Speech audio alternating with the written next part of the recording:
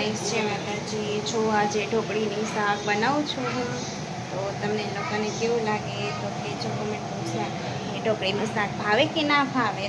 તો મારો પણ વઘાર તમે લોકો જોજો ઢોકળીનું શાક। ઢોકળી બનાવીને રાખી દીધી છે અને હવે વઘાર કરું છું। મસ્ત મસ્ત વઘાર કરી નાખીશ આનો। કેટલી સરસ ઢોકળી બનાવી છે, જો મસ્ત, બહુ જ મસ્ત સ્વાદમાં બની છે। મને તો બહુ જ ભાવે। તમને ભાવે કે ન ભાવે, ખાલી હું ઢોકળી ખાઉં બોલો। ડુંગળી નાખી દીધી છે આપણે।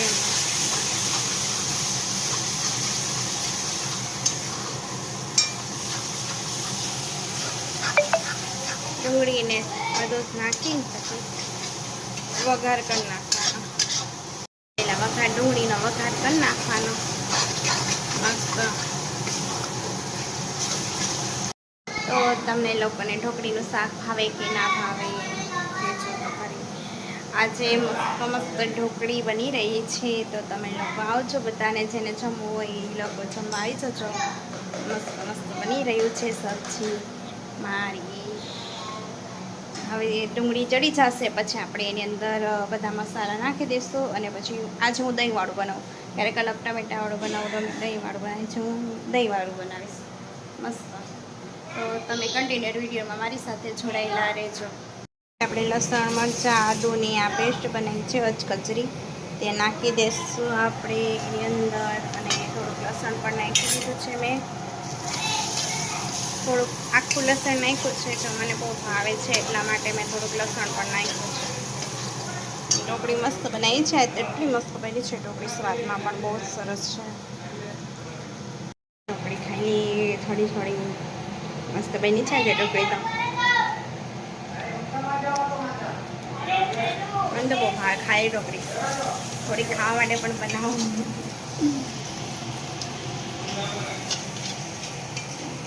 થોડી બધા ખાય, થોડી થોડી એટલે થોડી જાજી જ બનાવી નાખવાની, થોડી ખાવામાં મજા પડી જશે।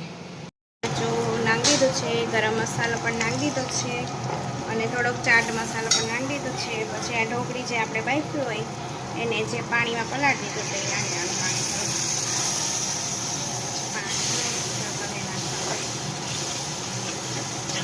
મસ્ત જાડી ગ્રેવી ગ્રેવી સરસ બની ગઈ છે।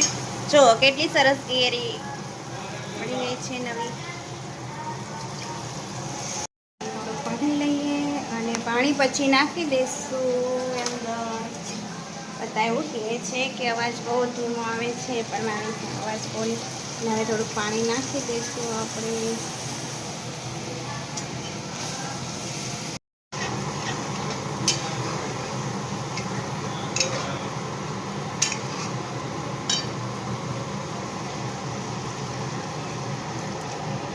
મસ્ત જાડો જાડો રસ્તો બનાવી લેશું। પપ્પાના પપ્પાને તો રસાવાળું શાક ભાવે છે અને મારા પપ્પાને પણ રસાવાળું ભાવે છે। અને મારા જે સસરા છે ને સાસુમાં છે એમને તો થોડુંક આપણે જે એકદમ સૂકું કઢાઈમાં બનાવીને એવું શાક ભાવે। અને મારા જસપાના પપ્પાને મારા પપ્પા ગ્રેવીવાળું ભાવે બોલો। તો રોજ અલગ અલગ શાક થઈ જાય છે, એવું થાય છે। જો ઢોકળી હવે ઉકળવા આવ્યું છે, પછી આપણે ઢોકળી નાખી દઈશું ઉપરથી, પછી નાખીશું આવે છે। તો આપણે ઢોકળી હવે ઉકળી ગઈ છે પાણી, અને હવે ઢોકળી, તો હવે એમાં ઢોકળી નાખી દઈશું। મસ્ત બનાવે છે ઢોકળી નાખી દઈશું।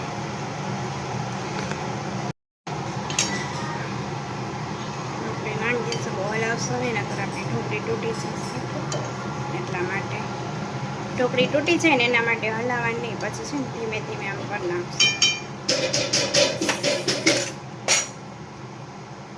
ઢોકળીનું શાક થઈ ગયું છે, પછી આપણે થોડુંક એની ઉપર દહીં નાખી દઈશું મસ્ત।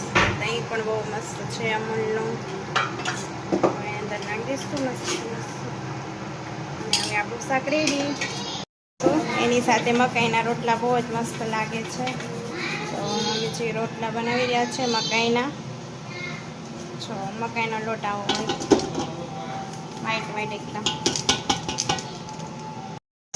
એ લગાય જો મકાઈના રોટલા બની ગયો છે મસ્ત।